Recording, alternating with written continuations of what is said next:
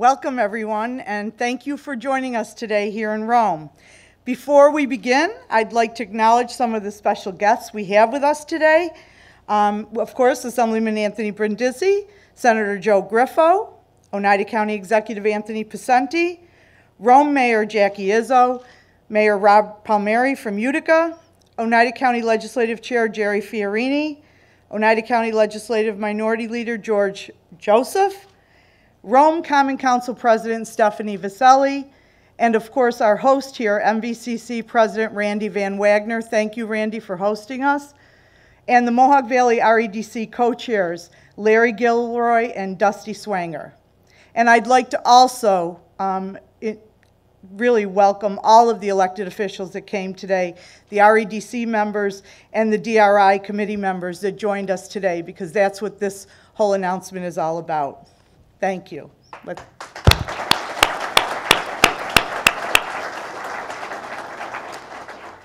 Today we'll hear first from our ESD President and CEO, Howard Zemsky, and then we're going to hear from Governor Cuomo. Then State Assembly Member Brindisi will speak, and Rome Mayor Jackie Izzo will say a few words on the community's DRI plan. Now, since day one, Governor Cuomo has focused on strategic, locally driven investments in the Mohawk Valley and every region across New York. With the collaboration of business, civic, and academic leaders working along with the state, we are seeing positive change and growth across the region. I have seen it firsthand as I have been on many tours of the state and especially here in the Mohawk Valley. This governor just doesn't talk about doing it, he gets it done. From the reconstruction of the Griffis Veterans Memorial Parkway, I hope all of you saw how beautiful that is, a major artery for our residents to bringing innovative industries and jobs to the Quad C and the Griffis Business and Technology Park. Governor Cuomo continues to support our job creation across the region. And today we are talking about another groundbreaking initiative to bring economic growth and placemaking to Rome. So, without further ado, please join me in welcoming President and CEO of our Empire State Development, Howard Zemsky.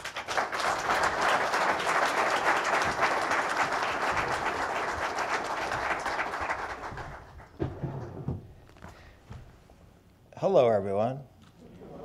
Great to be here in Rome.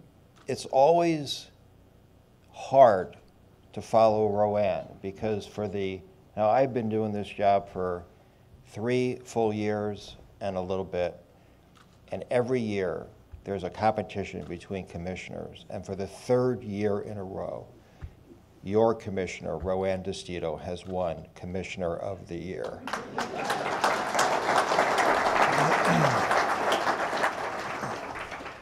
I love Rome, I love Utica, I love the Mohawk Valley, I love the whole thing. Not just the beer, not just the cool, I like the beer, not just the cool name, Copper City, which is really just an excuse for naming a brewery Copper City.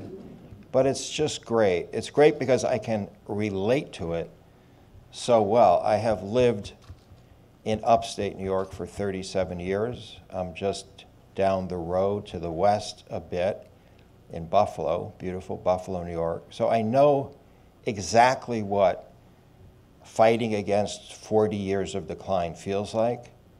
And I feel like we have been fighting that fight together and succeeding for the first time. I feel like we're in the trenches together and winning. And it starts to feel a little like family after a while. So for me, I have like cousins here now that I think of as cousins. Cousin DeStito, Cousin Griffo, Cousin Brindisi, Cousin Picenti, Cousin Izzo, Cousin Palmieri, Cousin DeMeo, of course, Cousin Cuomo. In my lifetime, I have never had so many Italian cousins, which explains why I've gained a few pounds over the years. But you guys are doing well, and you are winning. And it's not just the distribution businesses or the high-tech businesses or the manufacturing businesses. It's also investments that you, with the support of the governor, have made right here at the community colleges and workforce development initiatives across your region. But it's also embracing the concept of downtown revitalization. And I have lived in a place, as you have lived in a place, where we lost too many young people for too long.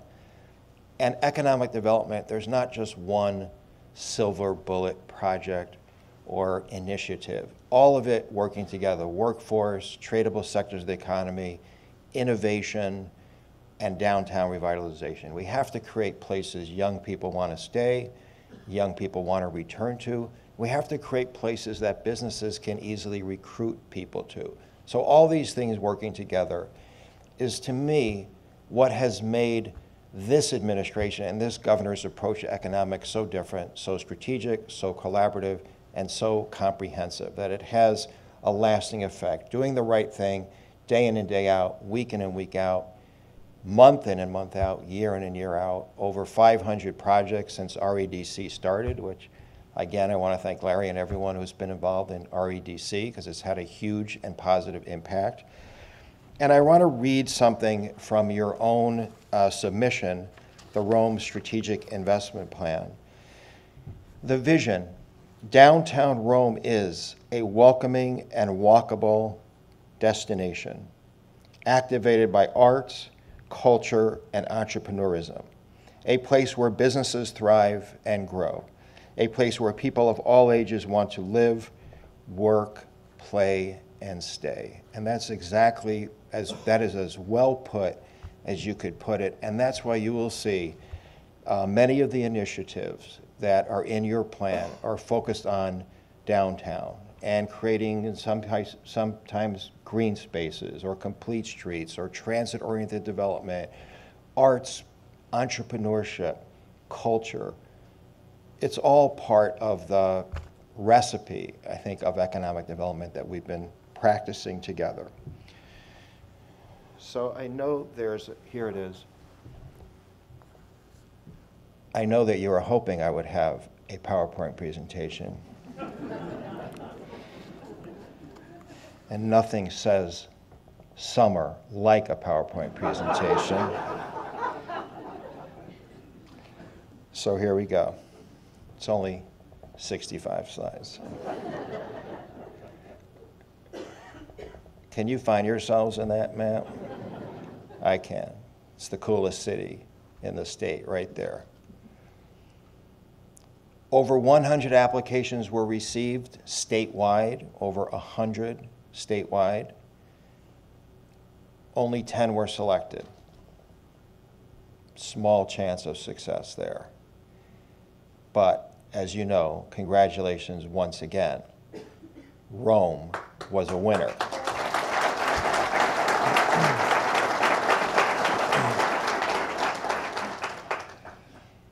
$10 million to help revitalize downtown Rome, the Copper City. Do you know why it's the Copper City? Roanne, why is it the Copper City? What's that? Revere Copper was founded. Revere Copper. During the Industrial Revolution, one of the largest producers of copper in the country.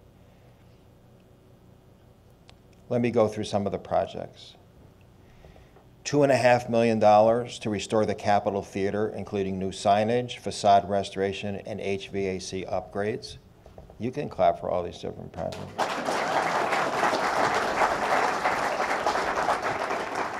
How often do we show up with $10 million? This is huge. And this is your plan, by the way, which is exactly the way the governor does economic development. Your plan, your input, with the help of the Department of State, with the help of urban planners, with the help of the local community. $1.5 million to demolish the Liberty George parking garage and replace with a landscape surface parking lot and holding a place for future development.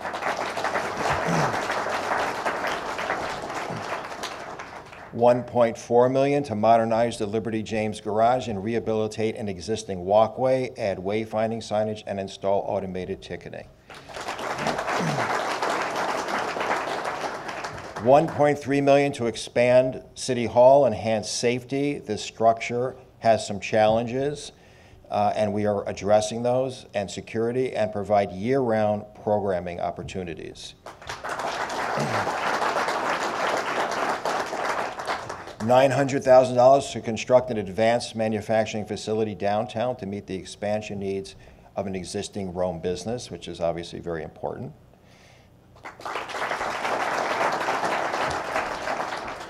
$500,000 to construct a commercial and multifamily residential space, filling a visible gap in the commercial corridor across from the city green.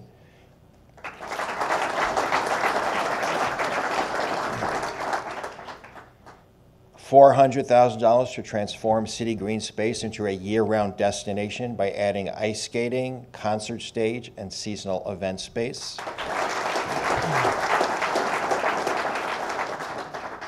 $400,000 to create a new Central New York Regional Transportation Authority transfer station and surrounding site improvements.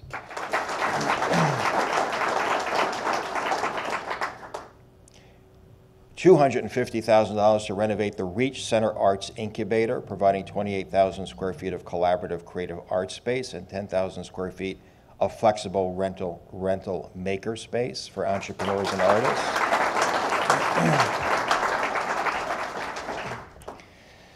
So Rome is in for a transformation and is continuing to go on the right track.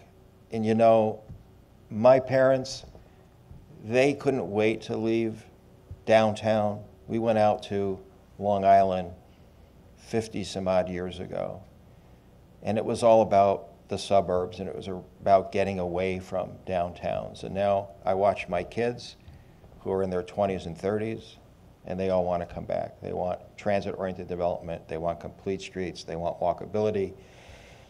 We gave a lot of deference to cars along the way, and now we're giving more priority to people. And I think that's important. It's important to create a great and awesome place for people. You want to keep your young people. You want to bring them back. And that's what this is all about. So with that, I want to thank the governor for, again, empowering us, all of the regions. I have seen unmistakable progress in every region of the state. It is a pleasure for me working with all of you, making progress together.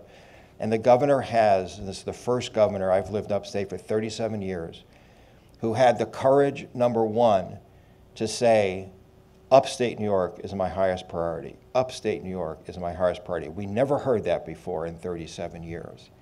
And then, not only making it his highest priority, but then empowering all of you. It's your plan. It's not Albany's plan. And it's your ability to make decisions and make recommendations as far as economic development goes.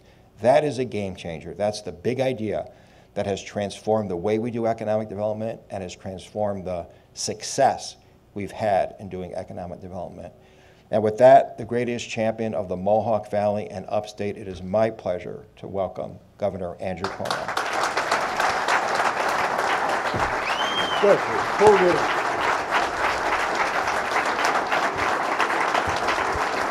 Thank you. Thank you, thank you, thank you. It's a pleasure to be back at Rome.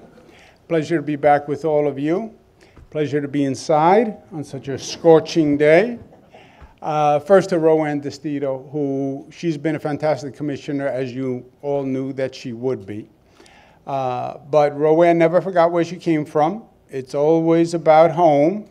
It's always about Rome, Utica, Mohawk Valley, whatever it is. Rowan says we have to do that in the Mohawk Valley. Doesn't matter what it is. We could be talking about a new housing program, Mohawk Valley, Department of Health program, Mohawk Valley.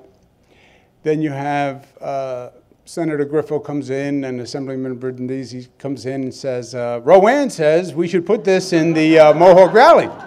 They have like a little three-way tag team. Let's give a big round of applause to Rowan. Howard Zemsky, who has done a phenomenal job He did a phenomenal job in Buffalo, which was a really difficult situation to turn around just on the numbers. In Buffalo, they said we had a bad 50 years. And at first I thought it was a joke, but it was literally a bad 50 years. It is now a new town with a new mentality. The numbers are different. And Howard Zemsky was the architect of that.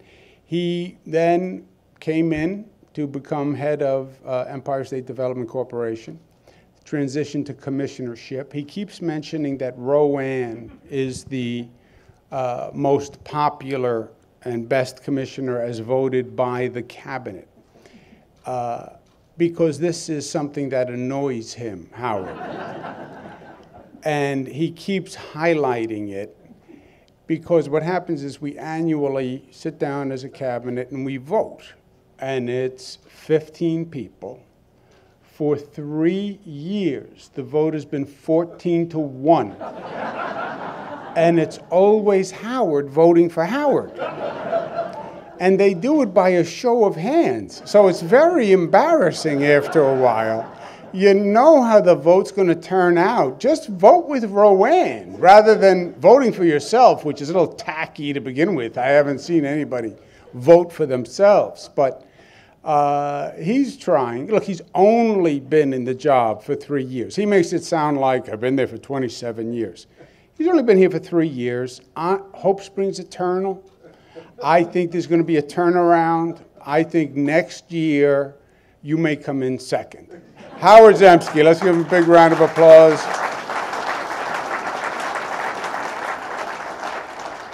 But you have a great team of elected officials, and we work very, very well together. And I want to thank Senator Griffis and Assemblyman Brindisi and County Executive Pacenti and Rob Palmieri and Mayor Izzo and the whole team. You really come together and you focus on the goal, and they do a great job. Let's give them a round of applause.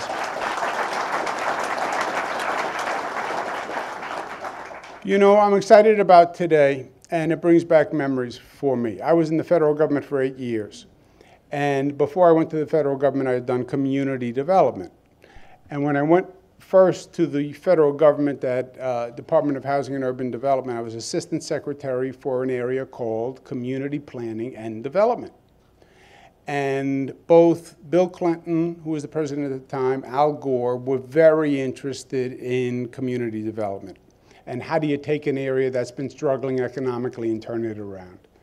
And we spent literally years studying all the past federal programs.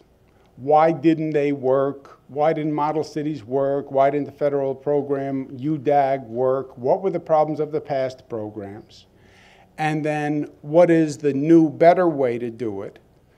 And then we literally had hundreds of communities across the country compete for what we called empowerment zones and enterprise communities, which are much like the DRI, Downtown Revitalization Initiative.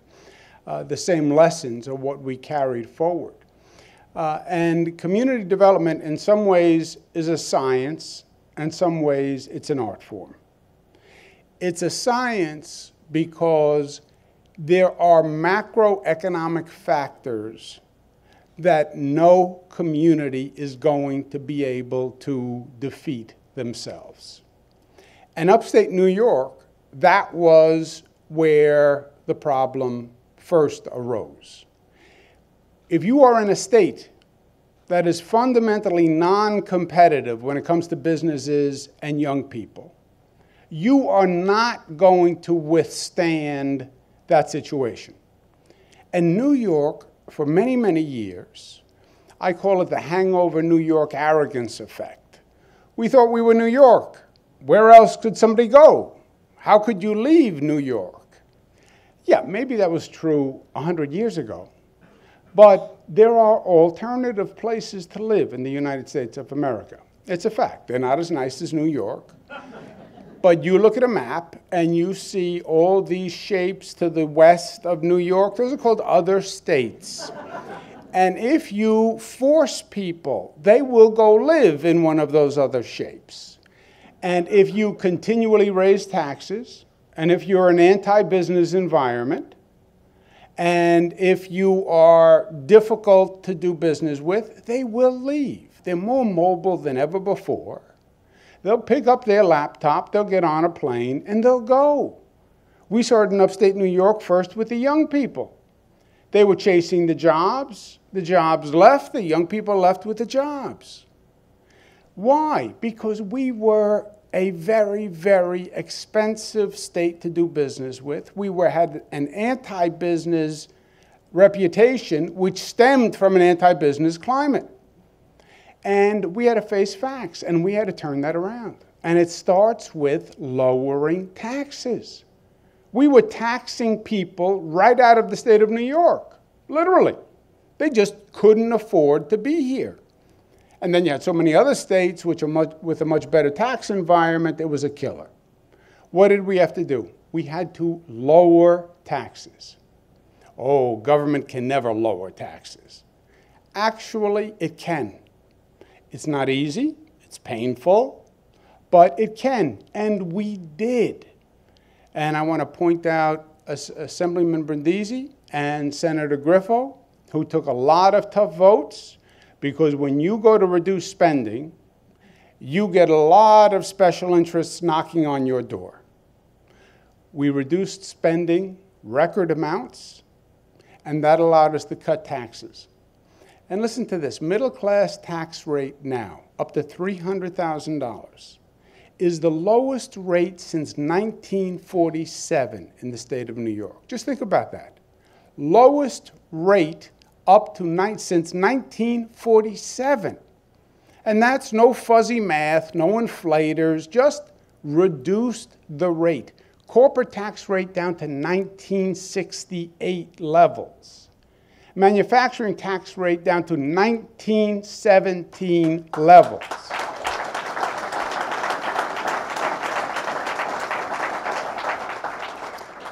I was having this conversation at a family gathering, and they said, oh, that can't be true. I said, no, I'm telling you, it's true. I'm the governor, I know, I did it. You're my brother, you're supposed to believe me. It is possible. And we did it. And then we passed a property tax cap, which is the largest tax in the state of New York. It's not the state income tax. It's the property tax. And the property tax is a killer. And it was going up 6, 7, 8% a year in some places. And nothing was going up that amount. Your income wasn't going up. Your home value wasn't going up.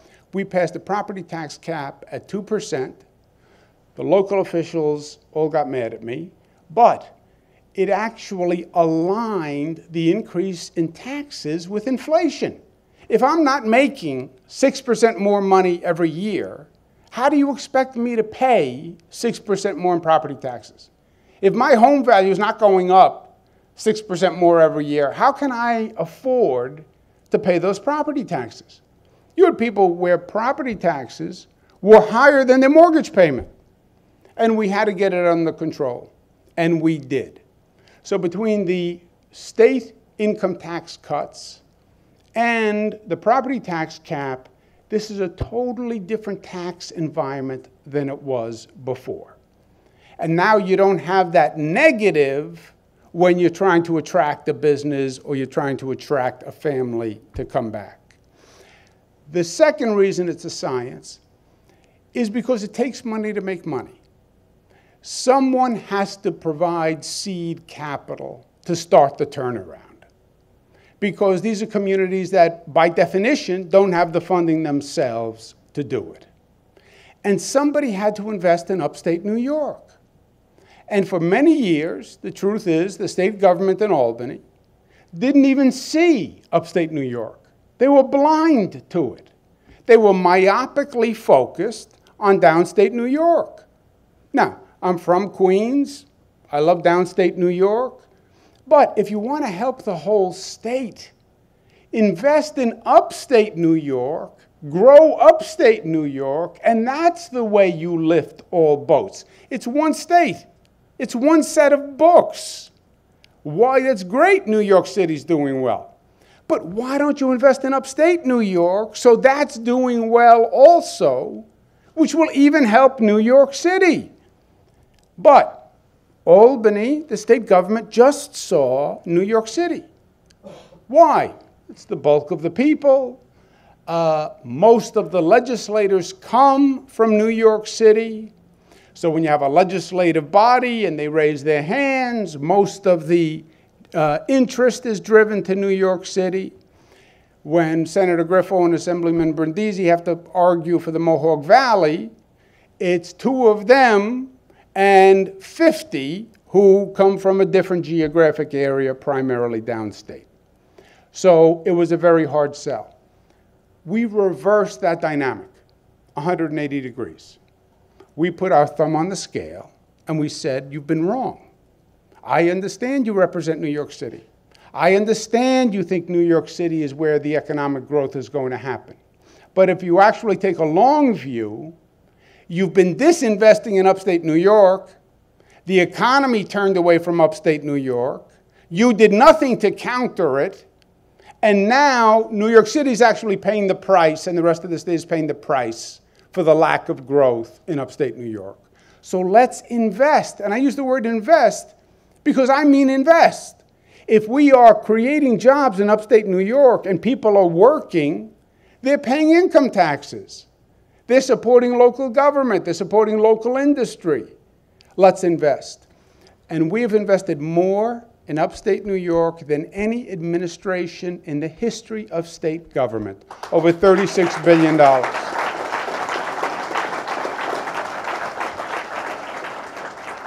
So that structural impediment of lack of investment capital has been changed. Mohawk Valley, you also had some particular circumstances. The 1994, the Pentagon says we're going to move out of Griffis. They then say we'll turn it into a technology park. By the way, it takes 10 years before the federal government really turned it into a technology park. But now it went from a negative to a positive. 5,800 employees at Griffis. More employees than when it was a military base. Think about that. So the jobs are coming back. 76 companies, all in the high-tech area. Defense analytics, drone research and development, which is very exciting. We invested $30 million in a drone testing area. The businesses are coming back. What is the first question the businesses ask when they're talking about coming back? They'll ask Mr. Zemsky or myself, talk to me about taxes, because we understand you have a high tax state, and then we talk through the taxes. And then they want an accountant's letter certifying that those are the actual taxes, and we give them that. And they say, okay, second question is, can I get the workforce I need? I need a young, trained workforce. That is the question that has to be answered. It's a young, trained workforce. And this is where the art form comes in. How do you build a community where the young, the millennials, whatever you want to call them, they're not me, they're not Howard, that they want to live there? And Howard's right, this is a different group than we have tried to attract before. The whole development pattern was you started in downtown, and the one thing you wanted to do as soon as you made a little money was move out. Move out to the suburbs, get a single-family home, get a backyard, get a patio, get a barbecue grill, 2-car garage, you're a success. My grandfather used to say, I didn't know what he was talking about for the first 20 years of my life. Italian immigrant. He retired and bought an unattached house. He used to say an unattached house. And that's how he would describe his house. I have an unattached house, with his Italian accent. And one day I went to my father, I said, what is he talking about, an unattached house? It has a foundation, it's in the ground. He said, because your grandfather always lived in a detached house, attached house. They shared a common driveway. It was always a row house. So success was, you don't live in a multifamily home. You don't live in an attached home. You have an unattached. He just meant a single family home that wasn't attached to any other house. But that was the dream, to have that single family without an attachment. You're not sharing a driveway, you're not sharing a hallway, you're not sharing a bathroom. You're living large. The development pattern has all changed. These millennials, that's not their goal. They are not a car-driven society. They want to be in the downtown area, walkable communities. I want to be able to walk to the restaurant, and then they want to be able to walk to the cafe, and they want to be able to walk to work.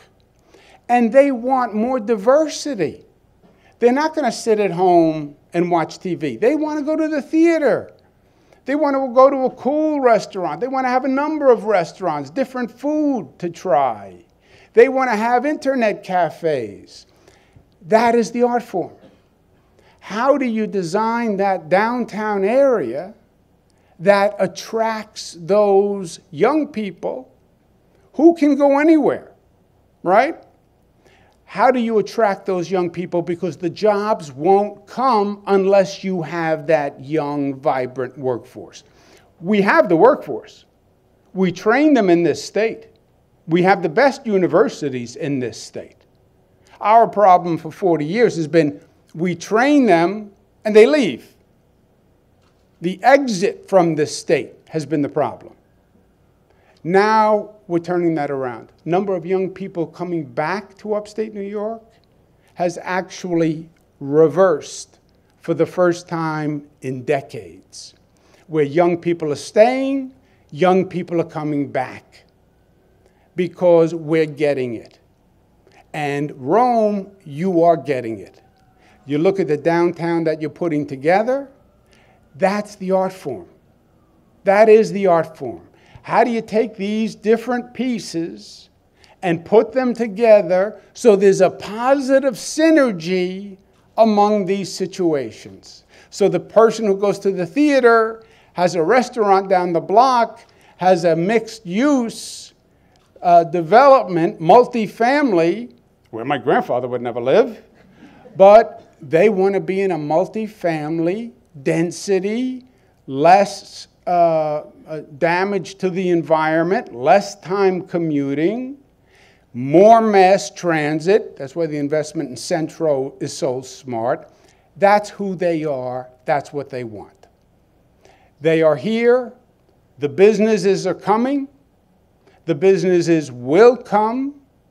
Griffis is now a net positive after 20 years of hardship.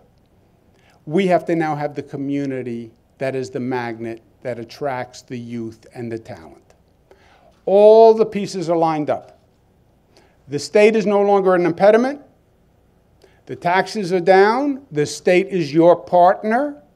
We are there. DRI is one of the programs we invest in. We're going to be investing in more.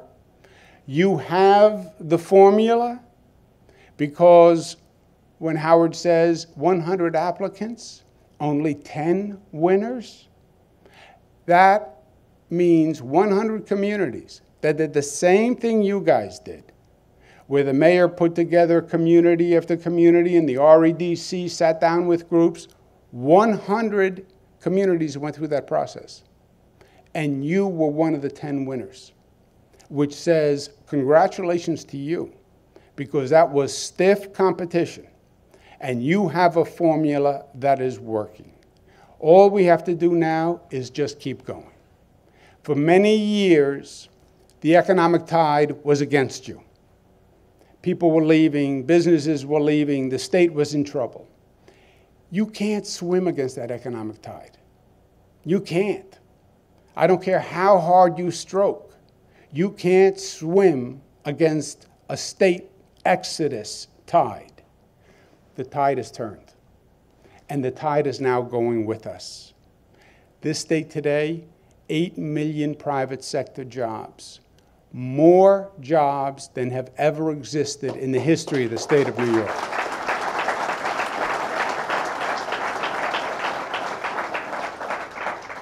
Mohawk Valley, the unemployment rate is cut by about half.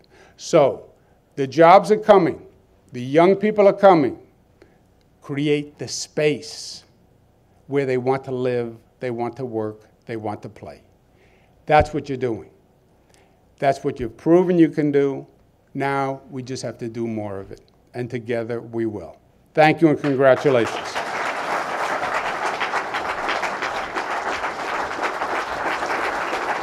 Now, please welcome Assemblyman Anthony Brindisi.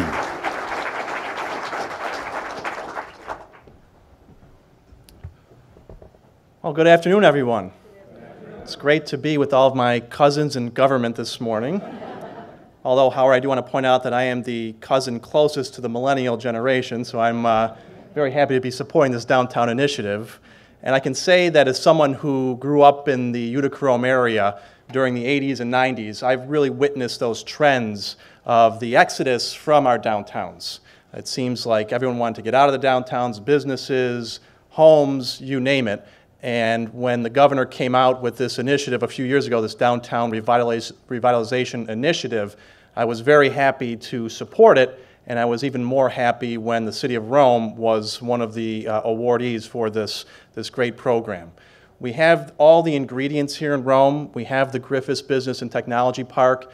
The challenge for Rome has always been, we have the research lab, we have DFAS, we have EADS, we have all these private businesses that generate literally hundreds of millions of dollars in economic revenue for the 6 counties around this region. The challenge has always been, how do we get the folks who work at the business park to live in the city of Rome? And that's where I commend the mayor and all our local community and officials for working together, because we know the answer. The answer is we have to provide the amenities for them. We have to provide quality housing. We have to give them good health care. We have to focus on arts, culture, entertainment, and that's what this plan is really going to focus on. So to the governor, thank you for seeing the importance of revitalizing our upstate downtowns.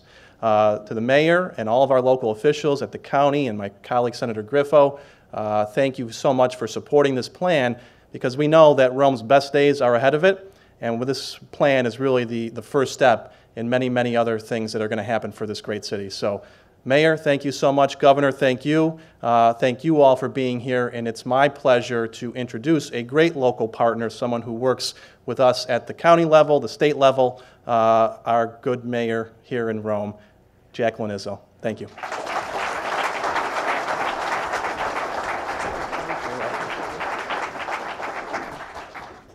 Good morning. Actually, it's good afternoon. This is a very proud day for us here in the city of Rome. Governor, I think this is your 3rd visit here since I've been mayor. We're very pleased each time that you come. Howard, you want all of us to be your cousins. It's just your family line, and we're very happy to have you within our family.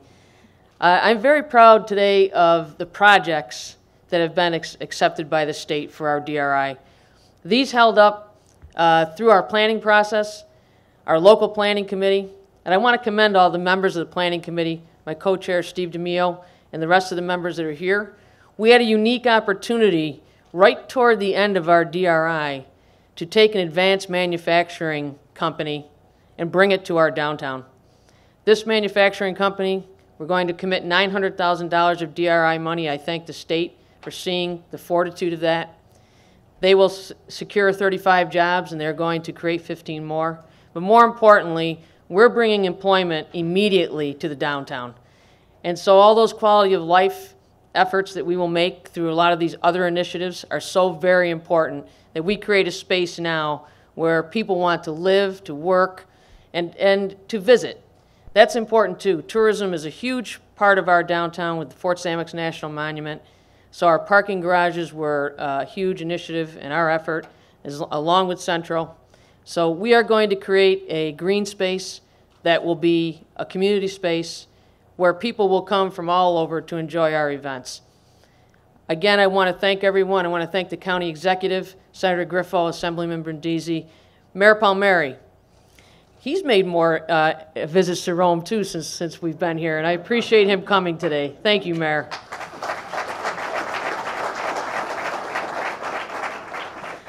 We have strong support as local leaders here. All of us do work together as a team, and that's why we're getting things done. I want to thank the Regional Economic Development Council for staying with us through this whole plan and being there, being our eyes and ears and our guidance as we got through the process. And I'd also like to thank Randy and Franca for hosting us today. We are so proud of this college. And Governor, you're right. This is our next development corridor. We're right next to the Griffis Park now. We're going to finally marry the city and the park together. This is an important time in our future. So again, thank you all for being here today. This is the culmination of part of our effort and the beginning of a more robust time now where we will put these projects in motion. And I hope that you'll be back for a lot of ribbon cuttings. Thank you so much and have a great day.